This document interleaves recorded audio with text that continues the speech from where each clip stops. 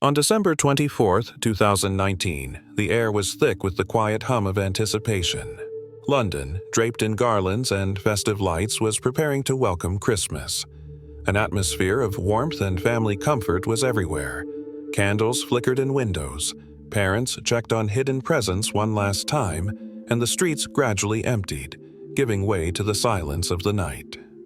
In the elite district of Battersea, in the south of the capital, this idyll was especially palpable. It seemed nothing could disturb the peace of this respectable corner of the metropolis.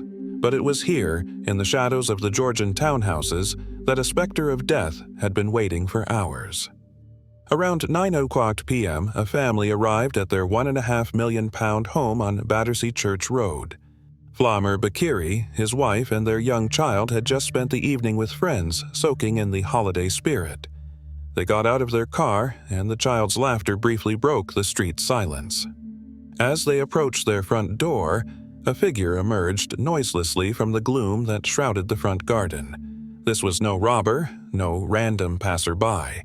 The man was dressed in a strange and sinister uniform, a bright yellow high-visibility vest, work boots, gloves, and a black beanie. But the most chilling detail was the latex mask that completely concealed his face, turning him into a faceless instrument. Flamur Bakiri didn't even have time to register the danger. Without a single word, without warning or demand, the figure raised a pistol. The silence of Christmas Eve was shattered by a deafening series of gunshots. 10 times, the killer pulled the trigger. 8 bullets, fired with ice-cold composure, tore into Bakiri's back. He collapsed on the threshold of his own home, in front of his family. His wife's piercing scream echoed down the deserted street, mingling with the cries of their child, frozen in shock at the horror they had witnessed. The attacker did not linger. His movements were precise and mechanical. Turning, he vanished into the night as quickly as he had appeared. This was not a robbery. This was not a random act of violence. This was a flawlessly executed hit, an international contract killing planned with military precision. The man, who had flown into London under the guise of an ordinary tourist, had completed his mission. He was confident that the pre-holiday chaos and his carefully crafted disguise would allow him to disappear without a trace. But he hadn't accounted for one thing. In modern London, there are eyes everywhere. And one tiny human error, made with the confidence of impunity, would soon set off a chain reaction that would unravel the entire bloody conspiracy. To most people who knew Flamur Bakiri, he was the embodiment of success. Publicly, he presented himself as a charismatic music producer, the founder of his own record label, a man who moved in the world of show business. His sister, Missa Bakiri, was a star of the popular reality show The Real Housewives of Cheshire, which added a public sheen to the family. On social media, Flamur cultivated the image of a devoted husband and a loving father of 2. Expensive cars, a luxurious townhouse in Battersea, photos from family holidays, all this created a glossy facade of a prosperous and enviable life. But behind this impeccable veneer hid another, far more dangerous reality.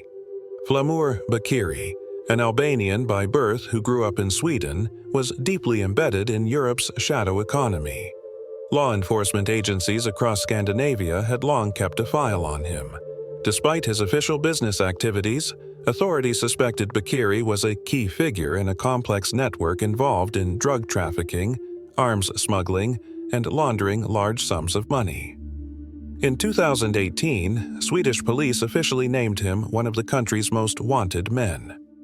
His name was linked to an organization that smuggled millions of pounds worth of illicit goods into Northern Europe, from Class A drugs to counterfeit alcohol and tobacco.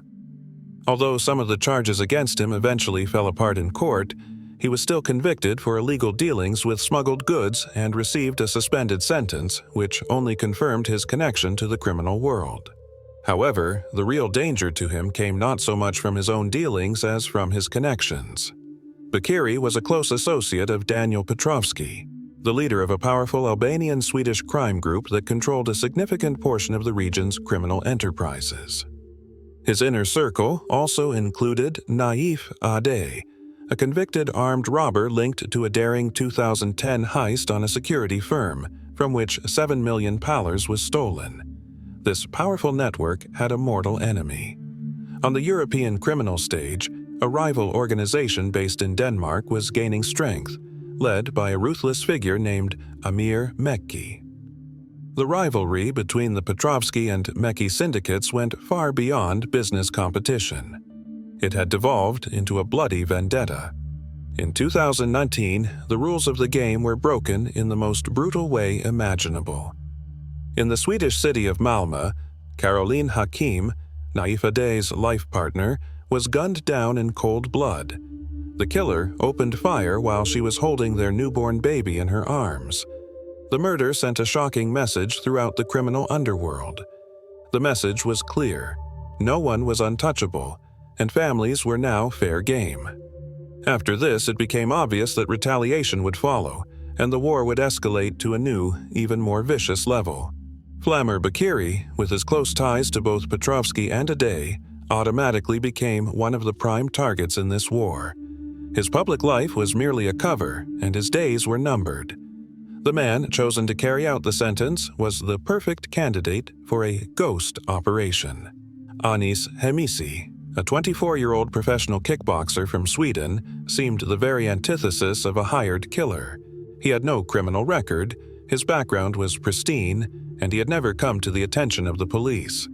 To any border official, he was just a young athlete flying to London for the Christmas holidays. But behind this mask of normalcy was a cold, disciplined operative, carefully selected to carry out one of the most high-profile assassinations in recent UK history. Hemisi flew into London a few days before Christmas, easily blending into the crowd of tourists rushing about their business. He brought with him a pre-prepared disguise kit, a latex mask that completely altered his facial features, work clothes, a high-visibility vest, and even a litter picker. This street cleaner disguise was brilliant in its simplicity. Such workers are invisible, part of the urban landscape, and no one pays them any mind. For several days, Hemisi conducted methodical reconnaissance. Night after night, dressed in his uniform, he patrolled the quiet streets of Battersea, studying Bakiri's daily routine, his movements, and the locations of surveillance cameras. His act was so convincing that one of the local residents, having noticed him several times, even approached him to ask why he was cleaning both a private estate and a public road. Hemisi, without showing the slightest sign of agitation, calmly listened and walked away in silence. His composure was ironclad. He was not acting alone. This was a coordinated international operation. From Sweden, according to investigators, the logistics were coordinated by Tobias Andersson and Bauer Carrere. In London, Hemisi received support from local accomplices, Clifford Rolox and Claude Isaac, who helped him with equipment, transportation, and navigating the unfamiliar city. A safe house was rented in the Oyster Wharf residential complex, strategically located just a short distance from the target's home. The flat was rented by Estevan Pino Munizaga, another Swedish national with no criminal history. This network of accomplices, like invisible gears in a machine, provided everything necessary for the perfect crime.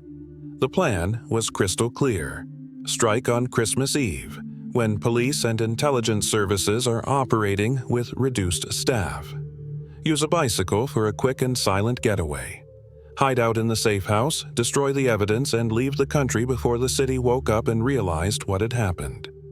Everything was planned down to the smallest detail. When the first police cars arrived at Battersea Church Road, they found a scene of horror and chaos.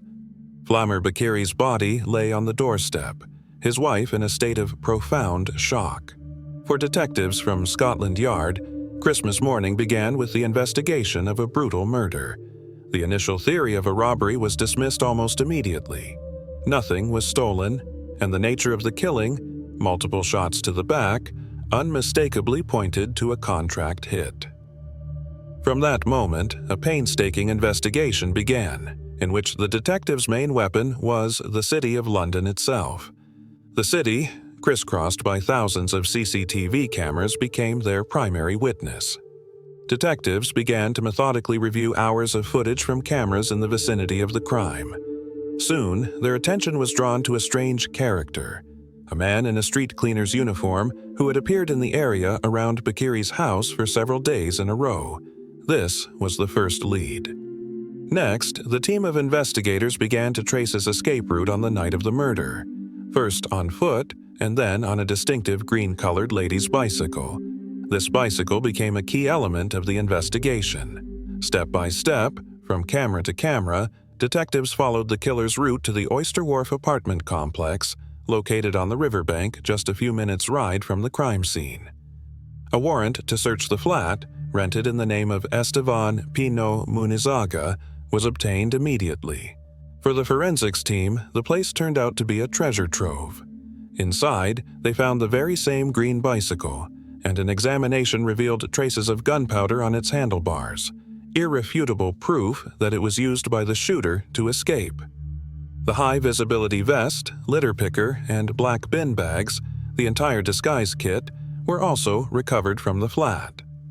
But most importantly, forensic investigators collected biological samples from discarded bottles, food packaging, and other household items. DNA analysis showed a match to the profile of Anis Hamisi. The final nail in the coffin of the conspiracy was one small mistake. In a trash can, detectives discovered the torn pieces of a boarding pass. Someone had tried to destroy it, but had done so carelessly. On one of the scraps, part of a name was still clearly legible: Is Hem. This was the missing link that closed the chain. In parallel, a data analysis team was at work. Using cell tower technology, they created a digital map of Hemisi's phone's movements. The picture was astounding. The phone showed high data activity, likely communication via messaging apps, while inside the flat, and went virtually silent whenever its owner was outside conducting reconnaissance. This digital footprint perfectly matched the CCTV footage and the timeline of the murder's preparation. Putting all the evidence together, the British police contacted their colleagues in Sweden and Denmark. The information was confirmed. Anis Hamisi had indeed flown to London as a tourist and departed for Copenhagen early on the morning of December 25th, using his real passport. Confident in his invulnerability, he hadn't even bothered to hide his name. After a short trip to Thailand, he returned to Sweden, where a reception was waiting for him. He was arrested and subsequently extradited to the UK to stand trial for the crime he thought was perfect. In early 2022, after 2 years of meticulous international investigation, the case of Flamur Bakiri's murder reached the Central Criminal Court of London, the Old Bailey.